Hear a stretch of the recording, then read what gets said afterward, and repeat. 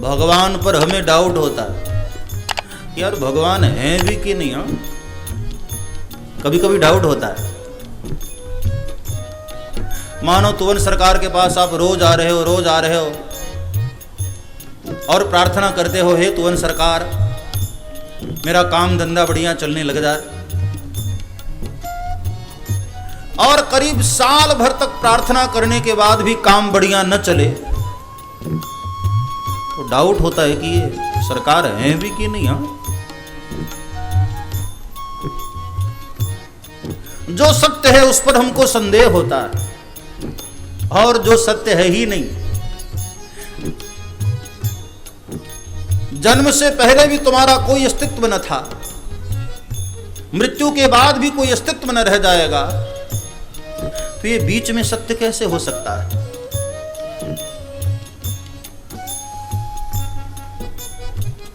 ये जो भी सारा कुछ जगत प्रपंच दिखाई दे रहा है, ये सब नाम रूप वाला मिथ्या है। सत्य तो केवल ब्रह्म है। जो शिव हैं वही हम हैं, जो हम हैं वही संसार है। उमा कहूं मैं अनुभव अपना, सत हरि भजन जगत सब सपना। उमा कहूं मैं अनुभव अपना, सत हरि भजन जगत सब सपना। इसलिए आदि गुरु शंकराचार्य भगवान ने चरपट मंजरिका स्तोत्र में कहा, हे मूढ़ मते गोविंद भज, भज गोविंदम भज गोविंदम, गोविंदम भज मूढ़ मते, प्राप्ते सन्निहिते मरणे, नहीं नहीं रक्षति दुक्रिय करणे। हे मूढ़ मते गोविंद भज, क्योंकि वही सत्य है। जगत के इस प्रपंच से अपने मन को हटाओ, शिव चरणों में लगाओ। मुक्ति के यही साधन है। कल यही प्रसंग चल रहा था ना, श्रवणम कीर्तनम स्मरणम। कल्याण चाहते हो तो ये तीन कार्य करो। भगवान की कथा सुनो, हरिनाम कीर्तन करो, और या तो फिर स्मरण करो। और इन तीनों में यदि मन न लगता हो तब क्या करे? कल यहां कथा रुकी थी ना,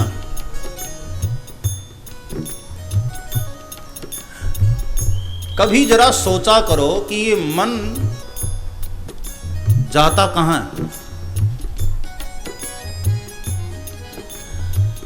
जैसे मानव कहीं भी चला जाए, लौट कर आता है अपने घर पर, घरवाली के पास। तो ये मन की घरवाली कौन है? ये मन जो भागता रहता है कहां जाता है? मन की भी तो घरवाली होगी ना। एक संत ने बहुत बढ़िया बात बताई कि मन की घरवाली का नाम है मनी।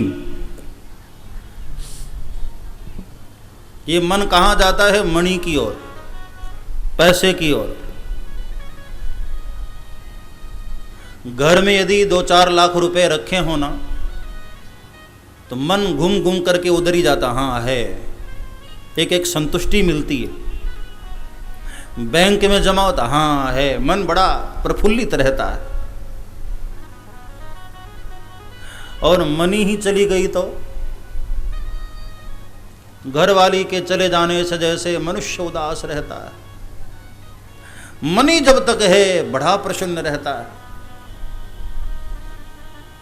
तो शिव महापुराण में भगवान वेदव्यास जी कहते हैं, एक काम करो, अपनी मनी को, मन की पत्नी को भगवान शंकर के चरणों में लगा दो तो मन भी भगवान शंकर के चरणों में ही लग जाएगा।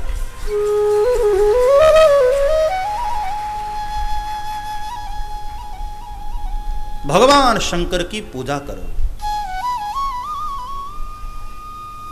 हर व्यक्ति को भाव से पूजन करना चाहिए।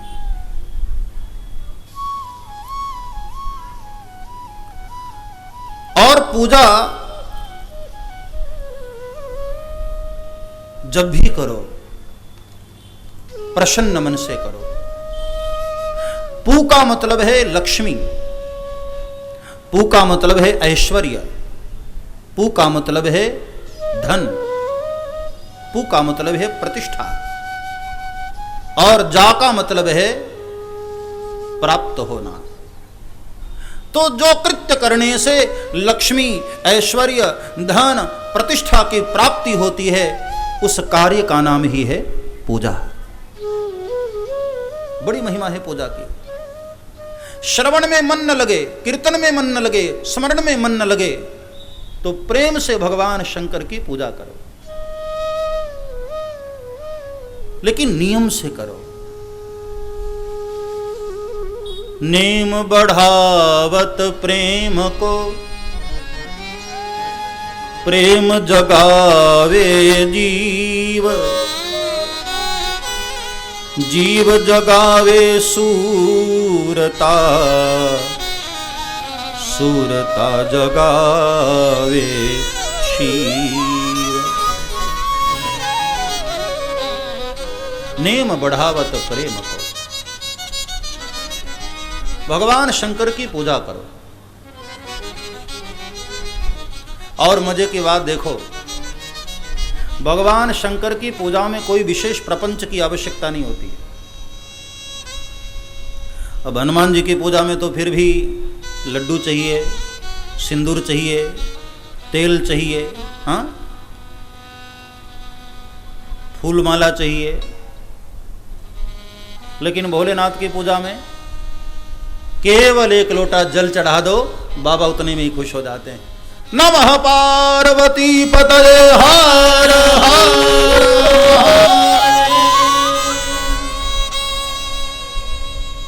लेकिन नियम से करो। एक ऐसी कथा आती है, जंगल में रहने वाला एक व्याध, एक बहेलिया कहीं कथा में गया था और वहां उसने सुन लिया कि शिव जी की जो भाव से पूजा करता है बाबा बड़े प्रसन्न हो जाते हैं। वो अनपढ़ आदमी था, पढ़ा लिखा न था। उसने सोचा कोई मंत्र तो मुझे आता नहीं है, चलो एक नियम कर लेता हूं और रोज भगवान शिव को चिता की भस्म चढ़ाऊंगा। ये नियम बना लिया उसने। और हर रोज चाहे आंधी हो, तूफान हो, बारिश हो, सर्दी, गर्मी, कोई भी महीना, चिता की भस्म चढ़ाए बगैर वो रोटी नहीं खाता था। बड़े भाव से भगवान शंकर की पूजा करता है, बिल्वपत्र चढ़ाता है, पुष्प चढ़ाता है, जल चढ़ाता है, अक्षत चढ़ाता है और चिता की भस्म रोज चढ़ाता है डेली, और ताजी भस्म लाता है। आसपास के स्मशानों में जाता और जहां भी कहीं मुर्दे जलाए जाते चिता की भस्म लाता और भोलेनाथ पर चढ़ाता। भोलेनाथ को भस्म बड़ा प्रिय है, बहुत प्रिय। जो कोई भोलेनाथ को भस्म चढ़ाता है भोलेनाथ उस पर बड़े प्रसन्न हो जाते हैं। आप देखो ना, महाकाल की नगरी में, उज्जैन में आज भी महाकाल पर नित्य भस्म चढ़ाई जाती है, भस्म आरती होती है। भगवान भोलेनाथ को भस्म बड़ा प्रिय है। तो उस बहेलिया ने ऐसा नियम बना लिया कि चाहे कुछ भी हो जाए, भस्म चढ़ाए बगैर बाबा को मैं रोटी नहीं खाऊंगा, भोजन नहीं करूंगा।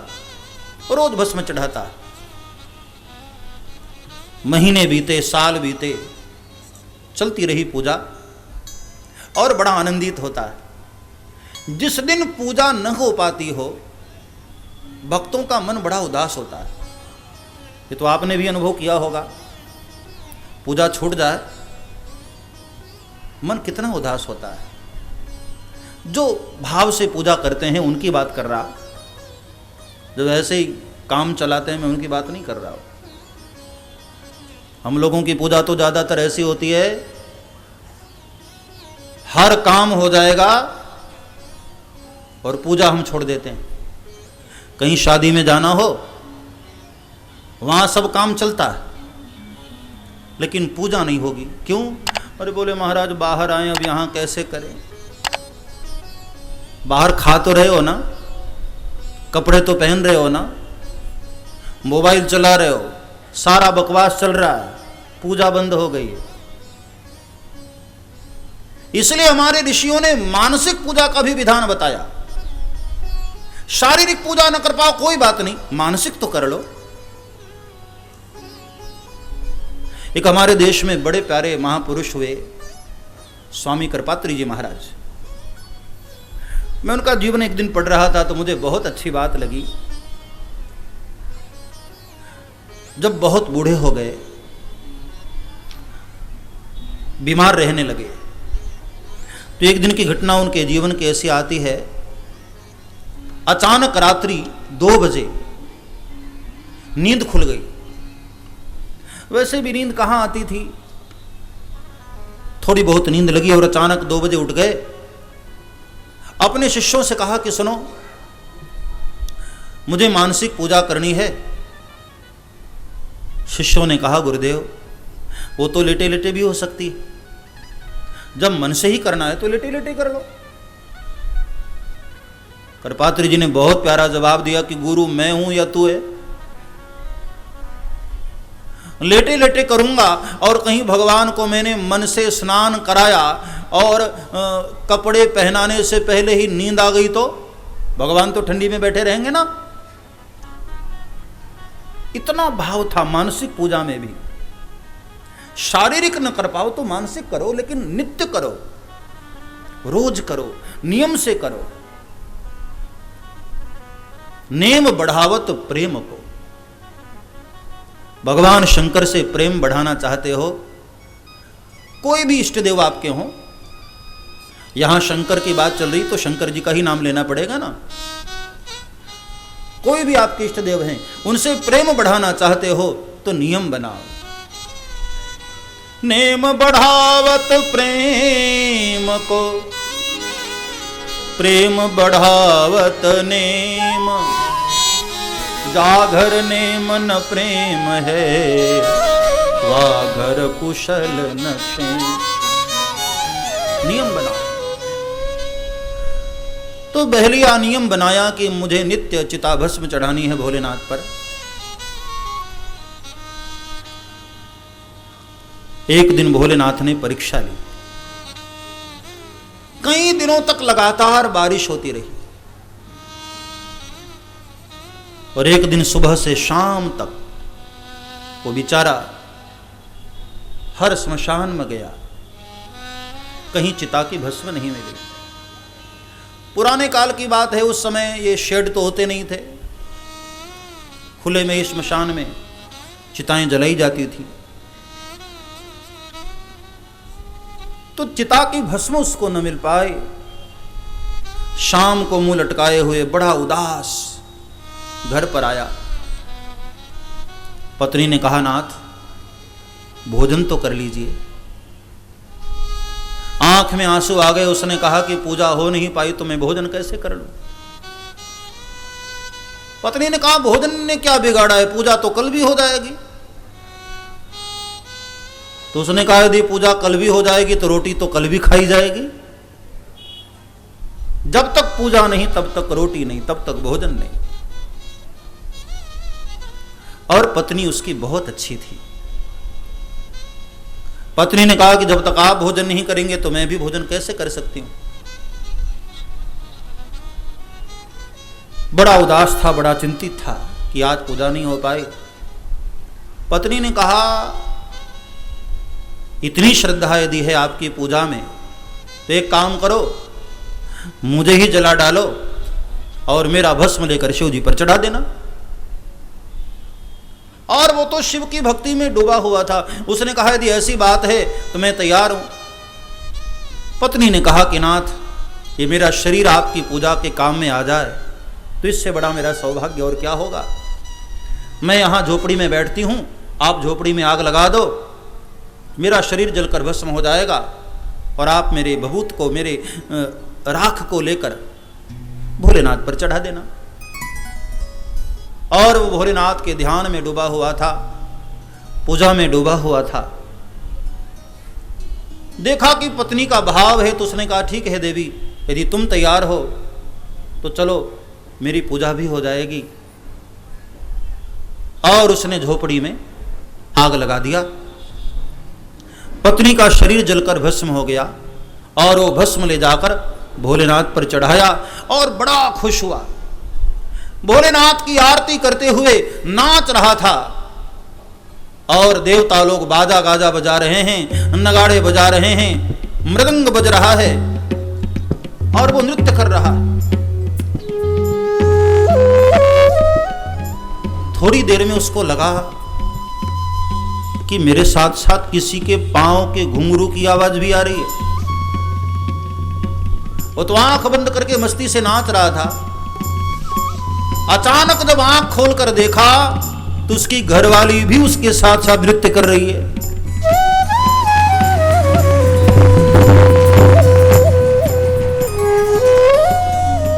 उसने कहा देवी तुझे तो मैं जलाकर आया था। तो घरवाली ने बहुत प्यारा उत्तर दिया, जिसके कारण आपने जला दिया उन्हीं भगवान शंकर ने हमें वापस जिला दिया। नमः पार्वती पतये महादेव।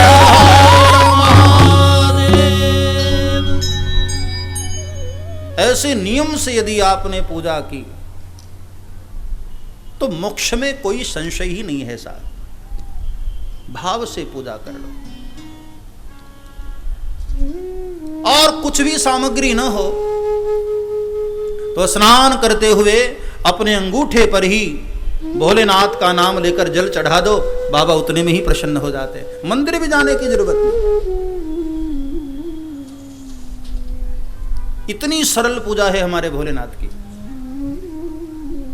जो दुनिया में किसी को प्रिय नहीं है, भोलेनाथ कहते हैं लाकर मुझे चढ़ा दो।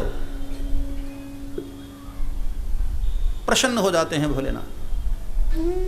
बड़े भोले, नाम ही है भोला। सारे जगत पर करुणा करने के लिए तत्पर खड़े हैं भोलेनाथ।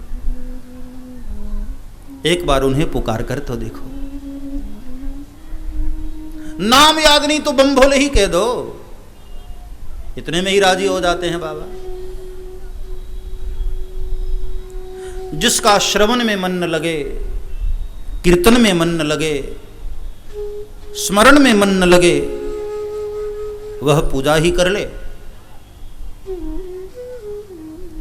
तब यहां व्यास जी ने प्रश्न किया सनत कुमार जी से कि भगवान एक बात और बताइए, सारे देवताओं की पूजा तो एक ही रूप में होती है, लेकिन भगवान शंकर की पूजा दो रूप में क्यों? सारे देवता केवल एक ही मूर्ति रूप में पूजे जाते हैं, लेकिन भगवान शंकर ही एक ऐसे देव हैं जिनकी पूजा दो रूप में होती है, शिवलिंग रूप में और शिव की मूर्ति के रूप में। ये दो रूप में पूजा क्यों? सनत कुमार मुस्कुराए। एक बार ऐसा ही प्रश्न मैंने नंदिकेश्वर जी से किया था। तब नंदी जी ने जो उत्तर दिया है वो सुनो व्यास जी। मैंने नंदिकेश्वर को जब पूछा कि भगवान शंकर की पूजा दो रूप में क्यों होती है, तब नंदिकेश्वर जी ने बड़ा प्यारा जवाब दिया था कि हे सनत कुमार, भगवान शिव ही जगत के सार हैं, भगवान शिव ही मूल तत्व है। एक बार ऐसा हुआ, वैकुंठ में बड़ी भारी लड़ाई छिड़ गई, बड़ा बहस छिड़ गया। ब्रह्मा जी आए भगवान नारायण को मिलने के लिए नारायण ने कहा कि आओ ब्रह्मा जी। ब्रह्मा जी बड़े गुस्सा गए, बोले शर्म नहीं आती, जगत पिता मैं हूं और मेरे आने पर भी तू लेटा हुआ है? मैं इतना बड़ा हूं, जगत का सर्जन करता हूं। भगवान नारायण ने कहा, ओ ब्रह्मा जी, मैं पालन ही न करूं तो तुम्हारे जगत सर्जन से होगा क्या? मैं बड़ा हूं, मैं जगत का पालन करता हूं। ब्रह्मा ने कहा, मैं सर्जन ही न करूं, जन्म ही न दूं, तो पालन क्या खाक करोगे? किसका पालन करोगे? भगवान शंकर ने कहा, सुनो, जन्म दे ही दिया और मैं पालन ही न करूं तो? आपने वृक्ष लगा दिया, खाद पानी ही न दिया जाए तो क्या होगा? वृक्ष सूख जाएगा, आपकी सृष्टि चलेगी? दोनों में लड़ाई हो गई। ब्रह्मा कहते हैं मैं बड़ा, विष्णु कहते हैं मैं बड़ा, और भयंकर युद्ध शुरू हो गया। सारे देवता परेशान, तो यही आपस में लड़ेंगे तो जगत का कल्याण कौन करेगा? और जब बड़ी भारी लड़ाई शुरू हो गई, अब निर्णय कौन करे, कौन बड़ा? तो जब कभी अपने समाज में भी ऐसा होता है ना, और निर्णय की स्थिति हो जाती है, तो कभी कभी हम पंच के पास जाते हैं। तो देवताओं का पंच कौन है? भगवान महादेव। क्यों? 5 मुख वाले हैं, इसलिए पंच हैं। देवताओं की कोई भी समस्या होती है ना, तो तुरंत कैलाश पर पहुंच जाते हैं। सारे देवता भागे कैलाश की ओर। कैलाश के निवासी नमो बार बार हूं, नमो बार बार हूं, आयो शरण तिहारी प्रभु तार तार को। कैलाश के निवासी नमो बार बार बार बार हूँ, आयो शरण तिहारी बोले तार तार को। कैलाश के निवासी नमो बार बार हूं, नमो बार बार